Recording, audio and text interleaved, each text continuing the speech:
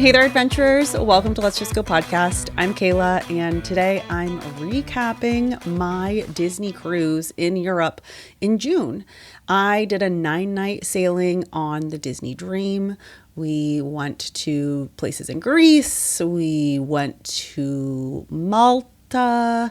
It was a great time. I'm going to recap the specifics of the places that we went, but I wanted to give an overview of really just what being on the Disney Dream was like, as well as what to expect on a European cruise with Disney, because I think that a lot of people are used to Disney in the Caribbean or the Bahamas versus being in Europe. So for some context, I have cruised Greece multiple times before.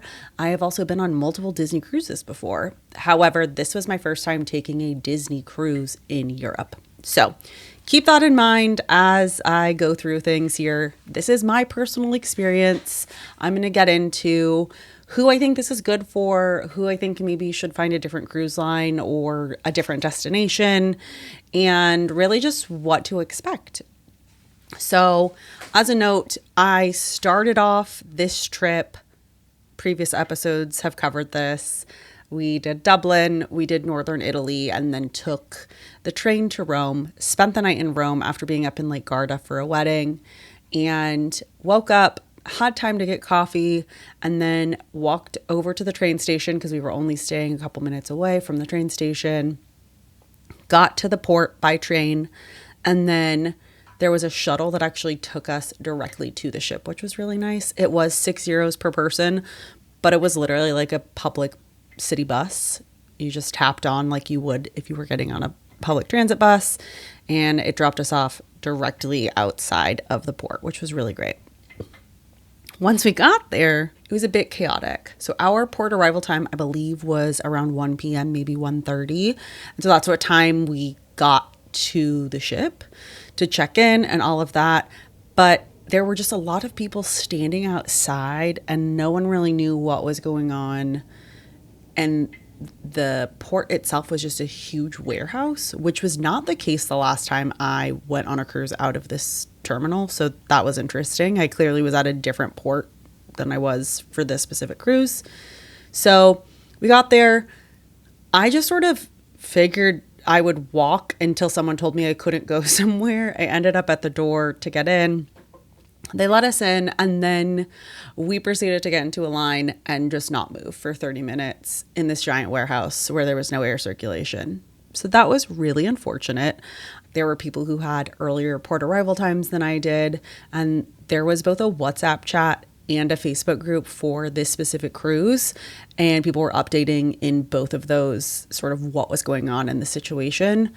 I will say, as much as I, as a travel professional, hate when people are crowdsourcing information about a trip, this is the one instance where I think it makes a lot of sense, because there are people who are actively in the same place as you, maybe a couple steps ahead of you, to tell you what's going on. And it was really nice throughout the trip to have the chat. So we eventually got on the ship. Normally I would check my luggage to like the porters and have them take the bags onto the ship, but rooms were already ready by the time we got in. This way we literally went immediately, dropped off our bags at our room, and then did laundry. And I will say the biggest issue I think on this ship is that there are not enough washers and dryers for the amount of people trying to do laundry. It's a 9-night trip in Europe. More than likely you're doing something before or after the cruise because you've already come all this way. So a lot of people were trying to do laundry. We got some of the last washers. I was thankful that there was a notification on my phone to tell me when the washers and dryers were done. The unfortunate part is that we were using the laundry room that was on a different deck and a different part of the ship. So fought over the laundry, got ourselves a cheeseburger because our dinner was a late seating, so it wasn't until 8 o'clock. And I really just needed something to eat at that point because I hadn't really had much to eat that morning prior to getting on the ship. Then we went and checked out the Rainforest Room because we had pre-purchased the add-on for the Rainforest Room in Senses Spa. It was about $200 per person for the 9-night sailing. But that gave us access to hot tubs, two different steam rooms. One was aromatic, one was not. A sauna, our stone loungers, specialty showers, the amazing shower pressure in the locker room there. And it was just a really great place to come. It was adults only. It was, for the most part, pretty quiet. I could just take a book and go hang out and have a great time. And I really enjoyed that. So this is, again, Embarkation Day. We then had dinner at Enchanted Garden, which is one of the 3 main dining room areas. We wandered the ship. As we left, the shops started opening on board, and I made sure I went and got all my purchases made. There was a shirt that I really wanted, but they only had really big or really small sizes, so I couldn't get it. By the time the trip was over, there were none left. They had completely taken them off of the shelves. So I got a pin, a magnet, an ornament that all say Europe on them and have like Mickey and Minnie. And then I got my mom a specific Pandora charm because Disney Cruise Line has a specific Pandora charm for each ship. And I've actually been on this ship before with my mom years ago, before she was collecting Pandora charms. Something to keep in mind with that, if you are wanting to get your tax refund taken care of on Disney Cruise Line, you have to do it the same day you make the purchase, and it was a slow moving line. So if you are buying things on the first day and you're spending hundreds of dollars and you want to make sure that you're getting that refund taken care of, you do have to get in a separate line once you've made your purchase with your passport and show it to them. They put all the information in the system, and it has to be done that same day. So that was a bit frustrating because I had to go to dinner, but also needed to make sure that I got the refund taken care of. Spoiler alert, I didn't end up taking care of it when I got to the airport because I forgot and checked my bags. So just keep that in mind if you're going to make purchases, that you also are allotting yourself enough time. This is specific to Europe. This is not the case when you're in the Bahamas or the Caribbean, but this is the case with Disney Cruise Line when you are in Europe. So just keep that in mind. So had dinner, did not go to any shows. I don't think there was a single show that we watched the entire time that we were on board because I've seen them all before and I didn't need to see them again, and I'd rather just have some time relaxing. So had dinner, came back, watched a Disney movie, I think like half of a Disney movie. I don't remember which one, and then fell asleep. So that was really like the first day. I'm going to get into the specifics of each port day on their own. Those will be their own episodes, but I'm really want to talk about just sort of what to expect on the ship itself, because I think it's important to know. So things to keep in mind. The characters will sometimes be dressed up in cute European outfits. They do the same thing on the Alaskan cruise where they're dressed in their little Alaska outfits. I will say the lines are typically pretty long when they're in those outfits, but it's really cute. I was able to see a couple of them. I never am really the person to stand in line to meet characters on a Disney cruise, but I will say it is a really fun thing that you can only experience in this way on the cruise. So they had their little European outfits, they had their formal night outfits, they had their pirate night outfits. It was fun to see them just sort of dressed different ways. I will say, again, I've been on the Disney Dream before. This was not my first time. I don't dislike this ship. I like it more than the Wish class ships for sure. But there's just something that, in my opinion, is sort of missing about the theming. Like, I think that Disney does a really great job theming their ships, and that is one thing the Wish class ships do so well. It just felt dated. It is an older ship, and it feels that way very much. So just something to keep in mind. The dining on Disney Cruise Line is rotational, so you have the same servers for your entire cruise, and you just go to a different location to dine every night. And with there only being 3 locations and a 9-night cruise, it sounds like you're going to be eating the same thing multiple times, but you're not, because there actually is going to be a different menu even when you're going to the same restaurant a second time, which I do appreciate. Also, there's different things that change at the restaurants depending on the night. So like Animator's Palette does different things on the first night you're there than it does on the second night you're there, and so on and so forth. There was one night when I knew I wasn't going to like anything on the menu. I had looked the night before and made the decision to book Palo for that night because I just knew I was going to be really unhappy with the food. And I will say the food on Disney Cruise Lines, I think, has declined in terms of quality over the years. So my first Disney cruise, I thought the food was fantastic. This cruise was honestly the worst food that I've had on a Disney cruise. And we were sailing with other people who've also previously been on Disney cruises, and they agreed that it just was not very good. There were a lot of nights when I didn't finish what I was eating, or I went back and got room service afterwards, or I went up and got something from the little food court area, just depending on the vibe. The best meal's always at Palo. If you've listened to my episode about being on the Wish back in January, same thing there. That was the best meal that I had the entire time I was on the Wish. Palo is the adults only Italian restaurant on the ship. And then there's also Remy, which is an even further elevated restaurant as well on the ship. I did not go to Remy, but we did do Palo for dinner. So there's the live shows that happen around dinner time every day.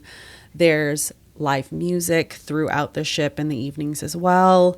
There are different activities happening up on the deck. So there's always a movie playing on Funnel Vision. There are different shows that happen. Like there's a pirate night and there's a pirate show that happens. There's the sail away party. Like there's all sorts of things happening.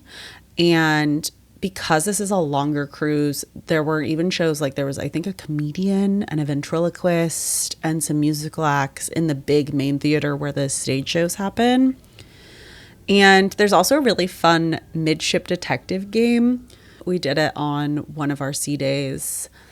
And watching all these kids running around their ship doing it was a lot of fun, and I was having a good time. I was definitely one of the only adults doing it, and the kids were not realizing that I was like patiently waiting my turn and then running up ahead of me, which I didn't love, but that's the fault of the parents, which I will say there were too many teenagers on this ship. They were really, really problematic, and the WhatsApp group was pissed. There were kids knocking on doors where there were sleeping babies, thinking they were being funny. They were stealing things off of people's doors.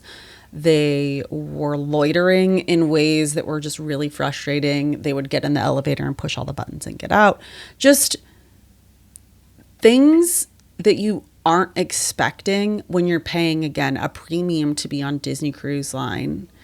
You're expecting, or I'm expecting at least, better behaved children than that. So that was really frustrating, especially because I am the type of person to say some shit to a teenager. So I didn't at all on this trip that I can recall, but it was bad. They were problematic. So keep that in mind. If you're wanting to take your own teenagers on a Disney cruise, please make sure that they are respectful of other people on the ship. I will say having access to the Rainforest Room, though, really helped because I could just go get away from these children behind a door that was locked and needed a special wristband to get into. And it was relaxing. Again, read my book, just enjoy the views going by, you know. So there were, I'm going to say 2.5 sea days on this itinerary. The first one, I woke up, I was like, I think we're going to pass Stromboli. I'm not sure what time. I woke up and looked at my phone, and the WhatsApp group at 8 a.m. was like, we're passing Stromboli, we're passing Stromboli. So Brian and I leapt out of bed, got dressed so fast, ran upstairs because we were in an ocean view room. So we didn't have a balcony to like step out onto in our room. So we ran upstairs, got some videos, got some photos. And then a little bit later, we also passed Mount Etna, which also got photos and videos. So the fact that there were 2 active volcanoes on the same day that we passed is just really cool. The rest of my first sea day was really just spent chilling, took a nice nap, had some wine, watched Luca. That was a cute movie. It felt timely to watch Luca while in the Mediterranean. We hung out in the adults only pool area. Yeah, it was nice. The second sea day was Churro Mickey Waffle Day. So for those of you who don't know, there are special Mickey waffles that are coated in cinnamon sugar, and you can only get them one day in the buffet on a Disney cruise. So either Cabanas or Marceline Market, depending on what class of ship you're on. And people freak out about them. I personally don't like them. I'm not a super sweet person, so I didn't enjoy them the one time that I've had them, but people freak out for Churro Mickey waffles.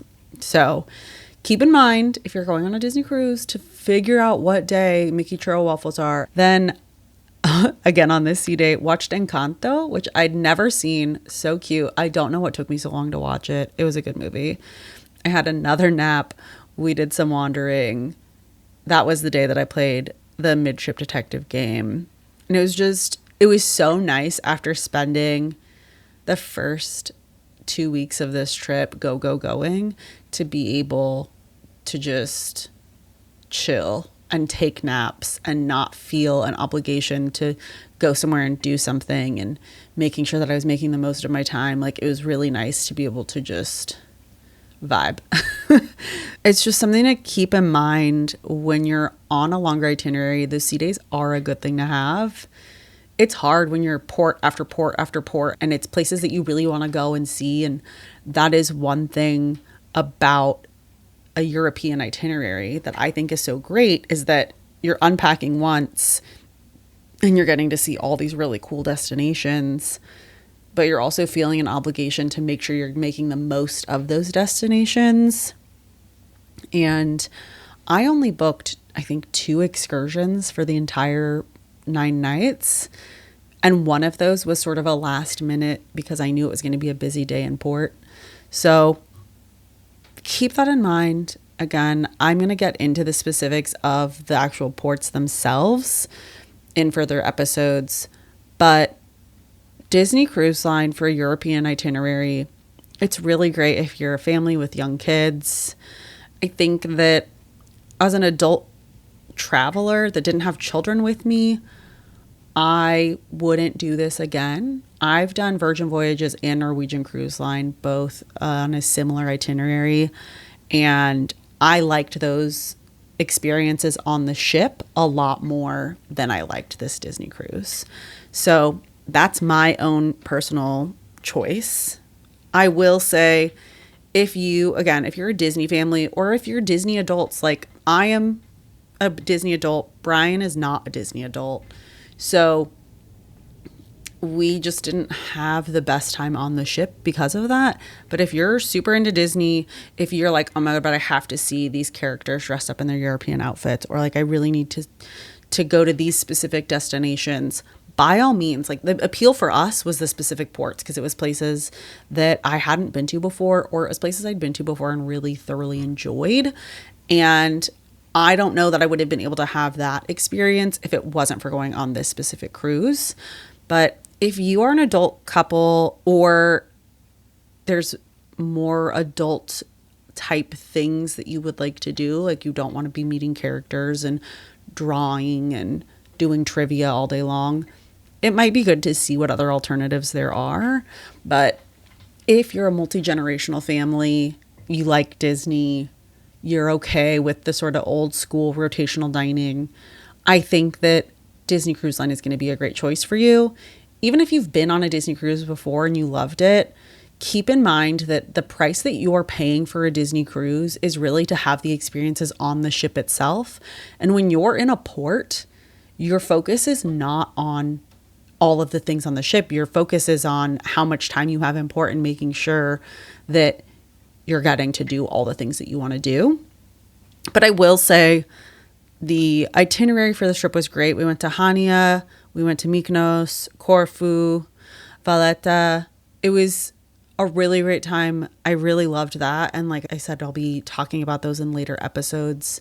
But if you're not sure about a Disney cruise, or maybe you're wanting to go to Europe, but you're not entirely sure what ports you want to see, reach out to me. This is what I do for a living.